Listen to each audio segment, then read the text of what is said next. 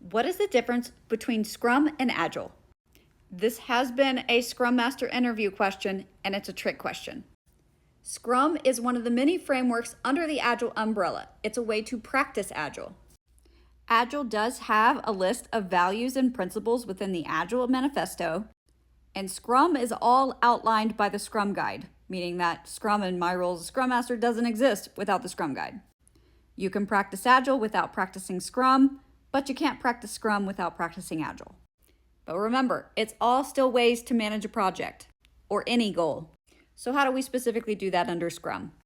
Scrum takes that long-term goal and the milestones that we need to achieve along the way and breaks it up into 1 to 4 week iterations, also known as sprints, where ideally we are delivering something to our customer every sprint and then getting their feedback to figure out what we need to deliver in the next sprint. Because what happens if we don't do this? We end up spending time, energy, and money on delivering something that people no longer want or need. And when it comes to money, I don't play, whether it's mine or someone else's.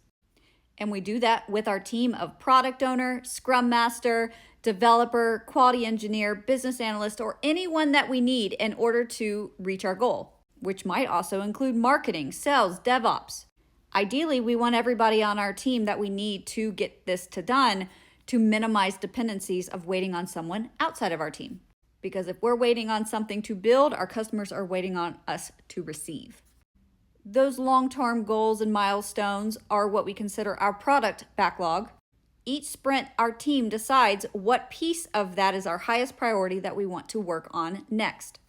We nail that down during sprint planning, setting our sprint goal. We have a daily scrum to sync up on where we are progressing towards our goal. Then at the end of our sprint, we have a sprint review or demo where we showcase what we accomplished towards our goal, receiving feedback from stakeholders and users to help us determine what our next sprint goal should be. Then we have a sprint retrospective within our team to focus on our team health, all things related to people, processes, and technology. And then we also have backlog refinement to prepare ourselves for the future sprints.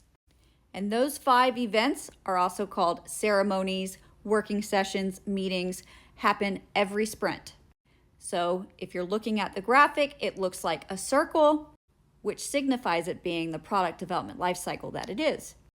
One important note here is, yes, sprints are 1, 2, 3, or 4 weeks, and you can end up changing your sprint length, but it is best to stick with one for a while and then see how it goes before changing it.